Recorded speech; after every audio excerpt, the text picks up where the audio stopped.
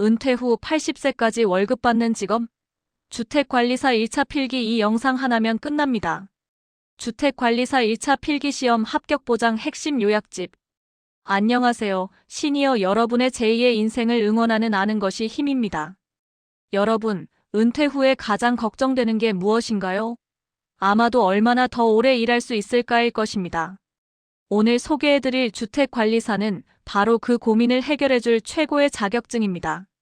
왜 주택관리사 자격증일까요? 영상 시청 전 화면 2번 터치 좋아요, 구독 댓글은 많은 힘이 됩니다. 여러분의 합격과 건승을 기원합니다. 버스, 지하철 이동 중이나 집안에서 편하게 틀어두고 일하시면서 귀에 익히시면 도움이 될 것입니다. 주택관리사 따면 정말 취업이 되나요? 라고 많이들 물으십니다. 결론부터 말씀드리면 60대 이상 시니어 취업률이 가장 높은 국가자격증 중 하나가 바로 주택관리사입니다. 통계에 따르면 주택관리사보 자격 취득 후 관리소장으로 진출하는 비율은 매우 높으며 특히 아파트 단지가 계속 늘어남에 따라 관리소장 수요는 끊이지 않고 있습니다. 정년이 정해져 있지 않아 본인의 건강만 허락한다면 70대, 80대까지도 현직에서 당당히 관리소장으로 근무할 수 있다는 것이 가장 큰 매력입니다. 또한 자격증 공부를 하면 실생활에서도 정말 좋습니다. 내가 사는 아파트의 관리비가 어떻게 책정되는지, 장기수선 충당금이 제대로 쓰이고 있는지 법적으로 꼼꼼히 따져볼 수 있는 지혜가 생깁니다. 자식들에게 손 벌리지 않고 전문직으로서 당당하게 월급 받으며 사회생활을 이어갈 수 있는 최고의 무기, 그것이 바로 주택관리사입니다. 공부할 양이 많아 막막하셨죠? 오늘 이 영상은 1차 시험, 세 과목에 방대한 기본서를 단 한 편으로 압축한 최종 병기입니다. 민법의 까다로운 법조문부터 회계의 복잡한 공식, 시설개론의 세부 수치까지 시험에 무조건 나오는 핵심만 꽉 채웠습니다. 이 영상은 단순히 한번 보고 끝내는 것이 아닙니다. 이동하실 때, 식사하실 때, 잠들기 전 라디오처럼 반복해서 들으세요. 용어가 귀에 익고 문장이 입에 붙는 순간 합격은 여러분의 것이 됩니다. 자, 그럼 1차 합격을 향한 대장정, 지금 바로 시작합니다. 주택관리사 자격시험, 공부할 양이 너무 많아 막막하셨죠? 오늘 이 영상은 1차 시험, 세 과목의 방대한 기본서를 단 한 편으로 압축한 최종 병기입니다. 민법의 까다로운 법조문부터 회계의 복잡한 공식, 시설개론의 세부 수치까지 시험에 무조건 나오는 핵심만 꽉 채웠습니다. 이 영상은 단순히 한번 보고 끝내는 것이 아닙니다. 이동하실 때, 식사하실 때, 잠들기 전 라디오처럼 반복해서 들으세요. 용어가 귀에 익고 문장이 입에 붙는 순간 합격은 여러분의 것이 됩니다. 자, 그럼 1차 합격을 향한 대장정, 지금 바로 시작합니다. 제1과목 민법 - 법률의 기초와 권리의 흐름. 민법은 주택관리사 시험의 기초이자 가장 높은 벽입니다. 하지만 원리만 알면 답이 보입니다. 가장 먼저 권리의 주체인 사람을 보겠습니다. 사람은 생존하는 동안 권리와 의무의 주체가 됩니다. 여기서 태아의 권리 능력을 꼭 기억하세요. 태아는 원칙적으로 권리 능력이 없지만 불법 행위로 인한 손해배상 청구, 상속 유증에 있어서는 이미 태어난 것으로 간주합니다. 시험 문제의 태아는 모든 경우에 권리 능력이 없다라고 나오면 틀린 지문입니다. 다음은 제한 능력자 제도입니다. 판단력이 부족한 분들을 보호하기 위한 장치죠. 미성년자, 피성년 후견인, 피한정 후견인이 있습니다. 여기서 피성년 후견인이 행한 법률 행위는 원칙적으로 취소할 수 있습니다. 다만 일용품 구입 등 일상생활에 필요하고 대가가 과도하지 않은 경우는 취소할 수 없습니다. 법인 파트도 중요합니다. 법인은 정관을 작성하고 주된 사무소 소재지에 설립 등기를 해야 성립합니다. 법인의 대표기관인 이사가 직무에 관하여 타인에게 손해를 가한 경우 법인은 불법행위 책임을 집니다. 이때 이사 개인의 책임도 면제되지 않는다는 점을 주의하세요. 권리의 객체인 물건으로 넘어가 볼까요? 물건은 부동산과 동산으로 나뉩니다. 토지 및 그 정착물은 부동산이고 그 외의 물건은 동산입니다. 주물과 종물의 관계도 자주 나옵니다. 종물은 주물의 상용에 공여되어야 하며 주물이 처분되면 종물도 원칙적으로 함께 처분됩니다. 예를 들어 주택과 담장, 배와 노예 관계를 생각하시면 쉽습니다. 이제 가장 어려운 법률행위 파트입니다. 법률행위의 목적은 확정성, 가능성, 적법성, 사회적 타당성이 있어야 합니다. 특히 민법 제103조 반사회질서의 법률행위는 무효입니다. 도박 빚을 갚기로 한 계약이나 첩계약 같은 것들이 해당하죠. 또한 제104조 불공정한 법률행위, 즉 폭리행위도 무효입니다. 상대방의 궁박, 경솔 또는 무경험을 이용하여 현저하게 공정을 잃은 경우를 말합니다. 의사표시의 불일치도 단골 문제입니다. 진해 아닌 의사표시는 원칙적으로 유효하지만 상대방이 그 비진이를 알았거나 알 수 있었을 경우에는 무효입니다. 통정허위 표시는 당사자 간에는 언제나 무효이고 선의의 제3자에게는 대항하지 못합니다. 착오로 인한 의사표시는 중요 부분에 착오가 있고 표의자에게 중과실이 없을 때 취소할 수 있습니다. 대리제도 역시 핵심입니다. 대리인이 그 권한 내에서 본인을 위한 것임을 표시하고 한 의사표시는 직접 본인에게 효력이 생깁니다. 이를 현명주의라고 합니다. 복대리는 대리인이 자신의 이름으로 선임한 본인의 대리인입니다. 대리인이 선임했지만 본인의 대리인이라는 점 헷갈리지 마세요. 물권법으로 가보겠습니다. 물권은 법률 또는 관습법에 의하는 외에는 임의로 창설하지 못합니다.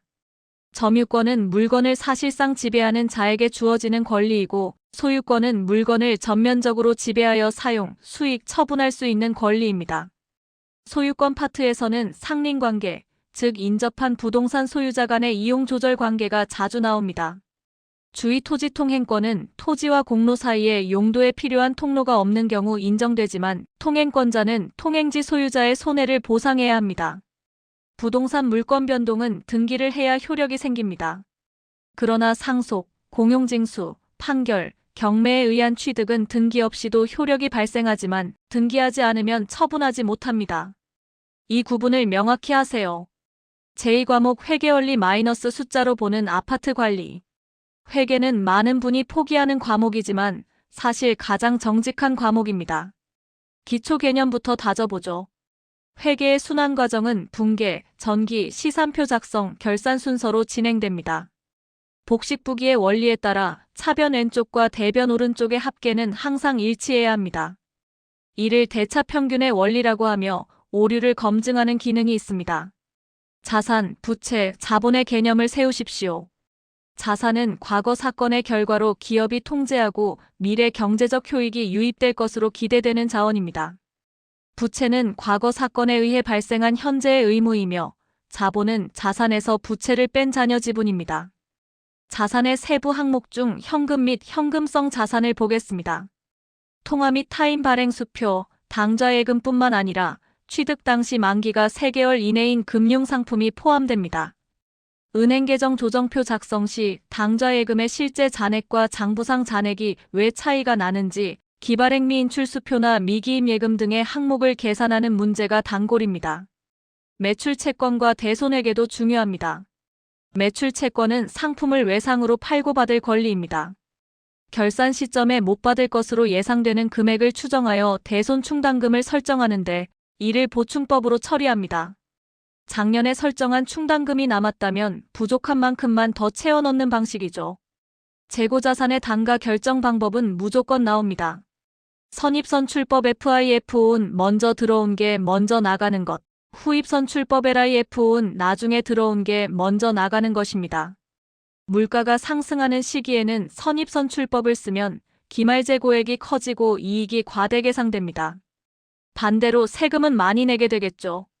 이동평균법과 총평균법의 계산 방식도 숙지해야 합니다. 유형자산은 아파트 관리의 핵심입니다. 토지, 건물, 기계장치 등이 있죠.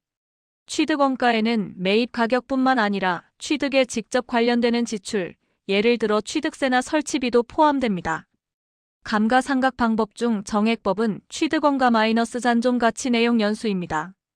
정률법은 취득원가 마이너스 감가상각 누계액상각률입니다. 초기에 비용을 많이 잡는 가속상각법에는 정률법, 이중체감법, 연수합계법이 있습니다. 수선비 지출 시 자산의 가치를 높이면 자본적 지출, 단순히 유지 보수면 수익적 지출로 처리합니다. 부채 파트에서는 유동부채와 비유동부채의 구분을 묻습니다. 1년 이내에 갚아야 하면 유동부채입니다. 사채 발급 시 시장이자율이 액면이자율보다 높으면 할인 발행을 합니다. 이때 유효이자율법을 사용하여 이자 비용을 계산하는데 할인 발행 차금 상각액은 매년 증가한다는 점이 시험에 잘 나옵니다. 수익과 비용의 인식 기준은 발생주의입니다. 돈이 들어오고 나갈 때가 아니라 사건이 발생했을 때 기록하는 것이죠. 수익은 권리가 확정되었을 때, 비용은 수익에 대응하여 인식합니다. 수익 비용의 이연과 발생 개념도 꼭 정리하세요. 선급 비용과 선수 수익은 이연 항목이고 미수 수익과 미지급 비용은 발생 항목입니다. 결산 수정 붕괴 문제에서 이 개념이 흔들리면 점수를 잃게 됩니다. 마지막으로 재무제표의 종류를 외우세요. 재무상태표, 포괄손익계산서, 자본변동표, 현금흐름표, 그리고 주석이 포함됩니다. 이익잉여금 처분계산서는 재무제표에 포함되지 않는다는 점이 자주 출제됩니다. 제3과목 공동주택시설개론 마이너스 튼튼하고 안전한 집의 조건. 시설개론은 외워야 할 수치와 규정이 많습니다. 반복만이 살 길입니다. 토공사부터 시작하겠습니다. 기초의 형식에 따라 독립기초, 복합기초, 연속기초줄기초, 온통기초로 나뉩니다. 지내력이 부족할 때 쓰는 온통기초는 건물 전체 바닥을 하나로 치는 방식입니다. 부동치마, 즉 건물이 불균형하게 내려앉는 현상을 막으려면 기초를 단단한 집안에 지지시키고 하중을 균등하게 배분해야 합니다. 철근 콘크리트 구조는 가장 중요한 단원입니다. 콘크리트의 강도는 물 마이너스 시멘트 비가 낮을수록 높고 시공성이 허락하는 범위 내에서 물을 적게 써야 합니다. 철근의 피복 두께는 내화성, 내구성을 위해 매우 중요합니다. 슬래브나 벽체보다 기둥과 보의 피복 두께가 더 두껍습니다. 콘크리트가 굳으면서 부피가 줄어드는 건 건조 수축 하중을 계속 받으면 변형이 증가하는 건 크리프 현상입니다. 이 두 용어는 무조건 구분하세요. 조적공사, 즉 벽돌 쌓기입니다. 내력벽의 두께는 당해 벽 높이의 20분의 1 이상이어야 합니다. 벽돌벽의 길이는 10m 이하로 제한하며 그 이상이면 붙임 기둥이나 버팀벽을 설치해야 합니다. 백화 현상은 벽면에 하얀 가루가 생기는 것인데 이를 방지하려면 잘 구워진 벽돌을 쓰고 줄눈 처리를 꼼꼼히 하여 빗물 침투를 막아야 합니다. 방수공사 파트입니다. 아스팔트 방수는 시공이 복잡하고 냄새가 나지만 신뢰성이 높습니다. 시트 방수는 한 겹으로 끝나지만 겹친 부위 처리가 중요합니다. 도막 방수는 액체 상태로 바르는 것이라 복잡한 부위에 유리합니다. 옥상 방수 시 물매 기울기는 보통 50분의 1에서 100분의 1 정도로 잡습니다. 급수 설비입니다. 초고층 아파트에서 수압이 너무 높아지면 배관이 터지거나 소음이 발생하는데 이를 해결하기 위해 수압을 조절하는 구역을 나누는 것을 급수존닝이라고 합니다. 고가수조 방식은 수압이 일정하지만 수질 오염의 우려가 있고 압력 탱크 방식은 수압 변동이 큽니다. 최근에는 펌프의 회전수를 조절하는 부스터 펌프 방식을 많이 씁니다. 배수 및 통기 설비입니다. 배수관에 물이 고여 냄새를 막는 트랩의 봉수는 깊이가 50에서 100 사이여야 합니다. 너무 얕으면 마르고 너무 깊으면 찌꺼기가 쌓입니다. 봉수가 파괴되는 원인 중 자기 사이펀 작용은 본인이 내린 물에 의해 본인의 봉수가 빠져나가는 것이고 유도 사이펀 작용은 위층에서 내린 물에 의해 아래층 봉수가 뽑혀나가는 것입니다. 이를 방지하기 위해 통기관을 설치하여 공기압을 조절합니다. 전기 설비입니다. 전압의 구분에서 저압은 직류 1500V 이하, 교류 1000V 이하입니다. 아파트에서 많이 쓰는 변압기의 결선 방식 중 델타 결선과 Y 결선의 특징을 묻는 문제가 나옵니다. 조명에서는 직접 조명과 간접 조명의 효율과 눈부심 정도를 비교하는 문제가 자주 나옵니다. 소방 설비는 생명과 직결됩니다. 소화기 설치 기준은 보행거리 20m 이내마다 설치해야 합니다. 스프링클러는 폐쇄형 헤드를 주로 쓰며 아파트의 경우 기준 개수 10개를 20분간 살수할 수 있는 수량을 확보해야 합니다. 감지기 중 차동식은 온도 상승률을 감지하고 정온식은 일정 온도 이상이 되었을 때 작동합니다. 거실에는 주로 차동식을, 주방이나 보일러실에는 정온식을 씁니다. 마지막으로 운송 설비인 엘리베이터입니다. 안전장치가 핵심입니다. 과속 시 전원을 차단하는 조속기거 버너, 카가 추락하는 걸 막는 비상제동장치, 문이 열린 채 운행을 방지하는 도어 인터록 등이 있습니다. 엘리베이터의 전격 속도와 정원 기준도 최근 법령 기준으로 숙지하셔야 합니다. 결론 및 당부의 말씀. 자, 여러분. 오늘 민법, 회계원리, 공동주택시설개론의 핵심 요점을 쉼없이 정리해 보았습니다. 방대한 분량이지만 지금 설명해드린 내용이 시험의 80% 이상을 차지하는 뼈대입니다. 공부는 엉덩이로 한다는 말이 있죠. 하지만 시니어 수험생 여러분께는 귀로 하는 공부를 추천드립니다. 눈으로 읽는 것은 금방 피로해지지만 귀로 듣는 것은 무의식 중에 뇌에 새겨집니다. 이해가 안 되는 부분은 잠시 멈추고 기본서를 한번 찾아보신 뒤 다시 이 영상을 들으세요. 10번만 반복하시면 시험장에서 제 목소리가 들릴 것입니다. 포기하고 싶을 때마다 생각하세요. 주택관리사 자격증은 여러분의 멋진 제2의 인생을 여는 최고의 열쇠가 될 것입니다. 여러분은 할 수 있습니다.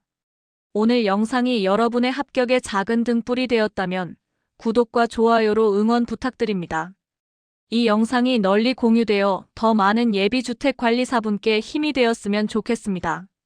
저는 다음 영상에서 2차 시험 핵심 요약과 합격 전략으로 다시 찾아뵙겠습니다. 수험생 여러분의 건승을 진심으로 기원합니다. 좋아요, 구독하시고 더 많은 정보와 미래를 위한 꿀팁 받아보세요. 감사합니다.